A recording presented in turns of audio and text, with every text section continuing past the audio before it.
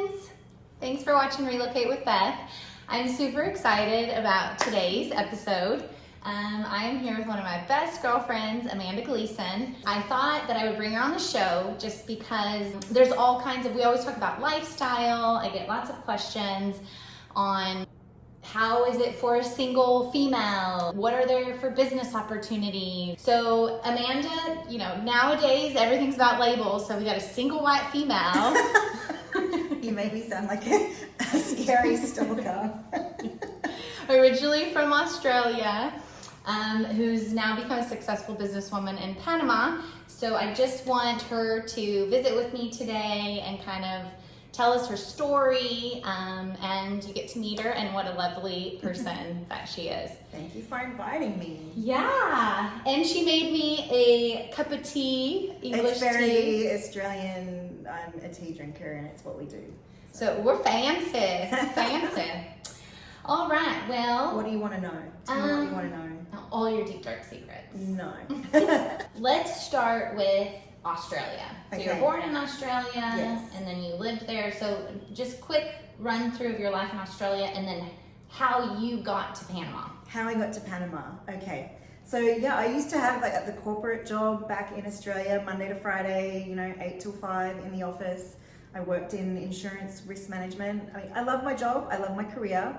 But I came to Panama for a 2-week vacation to visit a friend of mine, and she's like, there's lots of opportunity here. There's so much opportunity. You should move here. And I was like, you're crazy. I can't. Like, I have a career. I can't move. And then 6 months later, I'm like, yeah, I can. And I decided to take the leap and move here. And I always figured if I don't like it, I can go back home. I've been recently divorced, so there was sort of nothing keeping me there. And I was like, why not have an adventure? And So did you come to Panama, spark something within you? Then you went back to Australia. Yeah. And then you were just like, oh my God, like the first had, love, like the I, magic. I really enjoyed it here, and Liz was really trying to convince me to move here. I'm like, just stop, I'm not moving to Panama. It is not happening. Like, I have a career. And I don't know what it was. There was just one, I remember it really clearly. There was one particular day in my office. It was rainy and horrible. And I was looking at the car park, like, that was the view out of my window, like grey and ugly. And I was like, you know what?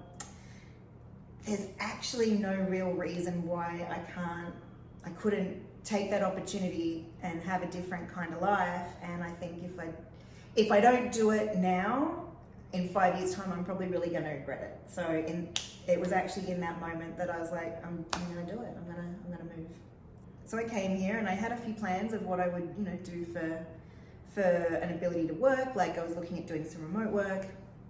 And I was really lucky because the friend that I came to visit, she did make my transition here incredibly easy, to start out with. So I was When lucky. did you get here? Like, what year was this? 2015 was when I actually turned up with 2 suitcases to my name. So, Spontaneity. Yeah. At its finest. yeah, it was very spontaneous. But that was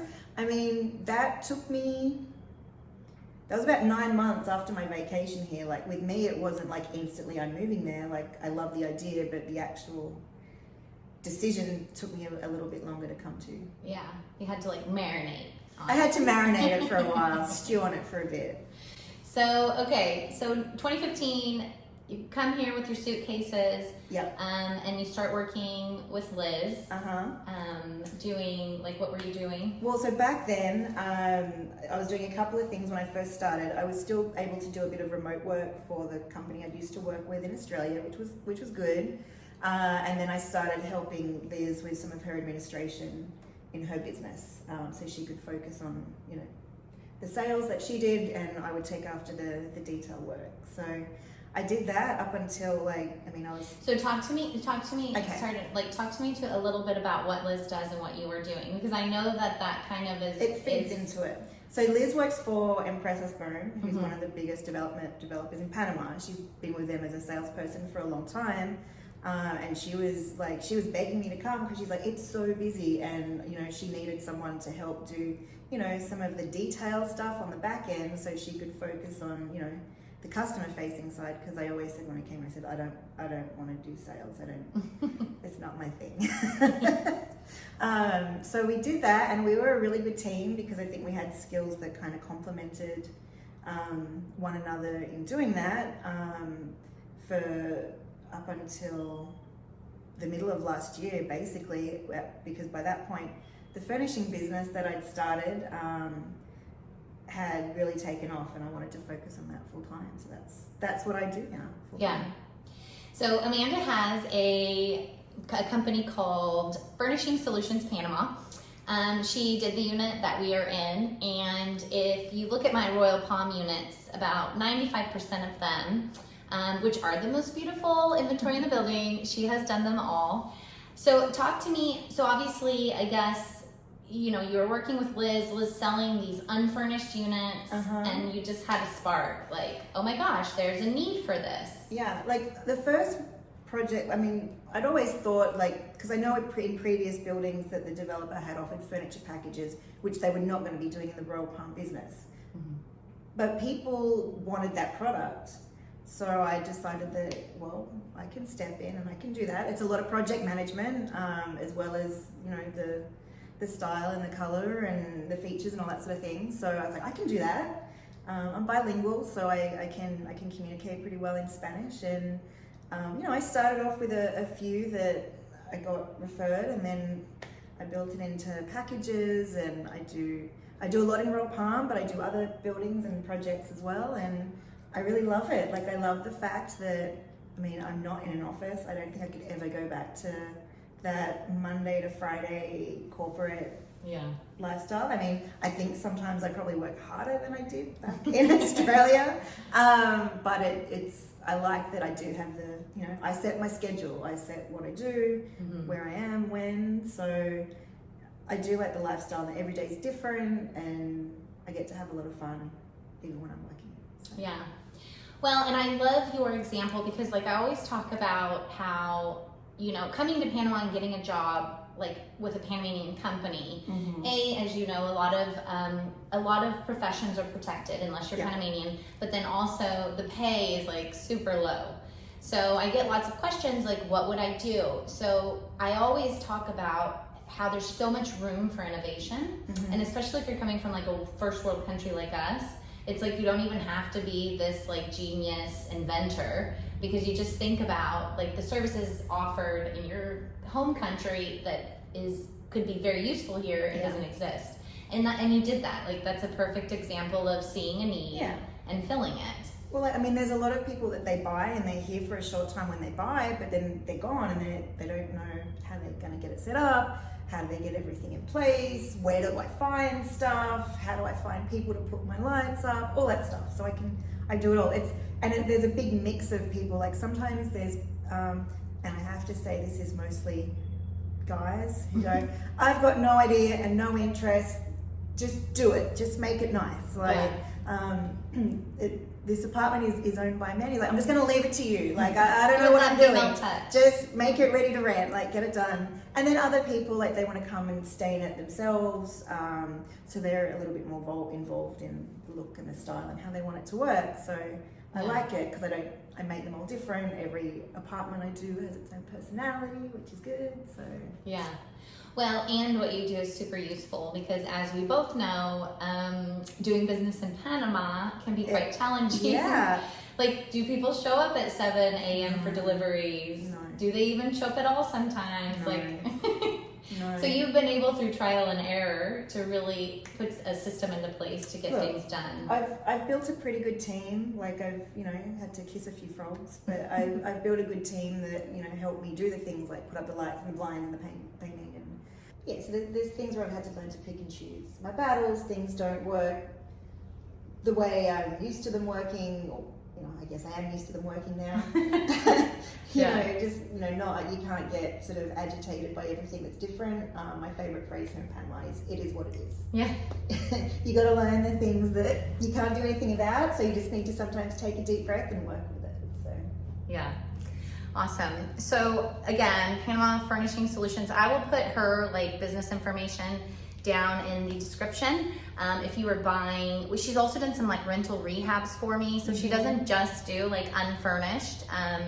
in some cases someone didn't do such a great job and she's come in and done what we call her rental rehab package. Or sometimes like you've bought an apartment, people have bought an apartment that's furnished, but maybe it's dated or they're not their style, so they want to give it a bit of a refresh before they put it back on the rental market. So we can do all that. Nice. Okay, so enough about business. Like, let's talk about your personal life. I know for like my single females, your age, like early 40s. Talk to me like what that's like in Panama, in the Coronado area too. The honest version. Yeah. Well, we'll just look. I'm not a great person to probably ask about that because I'm not like a dater. But yeah. So I mean, since I've arrived here in 2015, I've definitely noticed a shift, I guess, in the population that we have out here at the beaches area. When I came, it was definitely a more mature population, not really in my my dating range, if I'm being really honest. But in the last couple of years, with changes that have gone on in the world, noticing a lot more, like couples and single people my age who are moving to the area, they're digital nomads, they'll come for 2 or 3 months, or, families making a permanent relocation here. It definitely has shifted. Yeah. I mean, people do use things like Tinder here that's what you're into. It's not my deal, but it's there. So if you want to meet some, Panamanians or expats, you can always jump on Tinder for a hookup. That probably shouldn't go in the video. I don't know, maybe leave it in, whatever. It's the truth. Everyone knows Tinder. Not my thing, but, that's how people meet people. I mean, there's a lot of lovely young Latina ladies for the single guys. I've dated a few Panamanians. Yeah. It's different. Latino, it's definitely a different culture and I guess different attitude because I've come from I'm independent. I do things on my own, and the Latino culture is a little different. There's a lot of "ay mi amor, mi reina." And I'm like, what are you saying all that stuff to me? So. So talk to me okay, so we've covered like business and you're like successful here business wise. So you're living proof that you can be a foreigner here and make it. Your love life or lack thereof. Let's just call it a wasteland that it is. You're just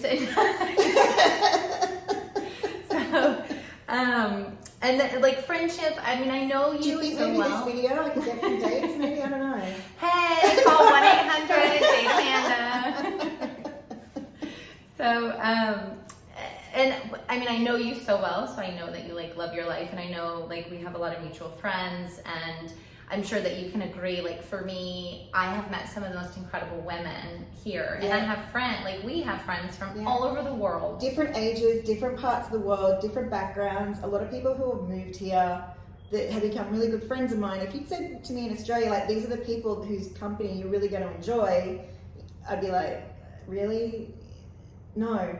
But it's true. Like, everyone who comes here has a reason for coming here, and you do definitely connect with people that you would never have probably mingled with if I'd stayed back in my lane back in Australia. So it's good. Like, I mean, I've got a great circle of friends here. A great circle of friends. So no regrets. None. You're happy here. None at all. Like, this is home for me now. Like, I've bought a property here. I have my business here. Yeah, I miss some of my friends in Australia, but I have no desire to go back there. This is my home. My dog's here, so. Okay, so let's end on what advice would you give anyone considering coming to Panama? Come with an open mind. Be prepared that things are not going to be the way that you're used to them back at home. And so you've got to try not to let the small things get under your skin so you can enjoy what a great place this actually is.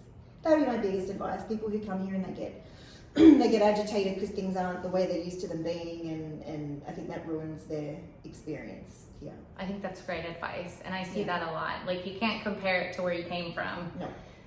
So awesome. Well, I really enjoyed spending time with you as usual. Thank you for sharing your story with us. No problem. Remember, contact her for any furnishing needs, or if you come to Panama and want to hang out and have some coffee or wine with some girlfriends, we'd love to hang out with you. Or you can follow, I've got an Instagram page at Furnishing Solutions Panama, and the same for Facebook. And thank you for watching. Take care. See you next Bye. time.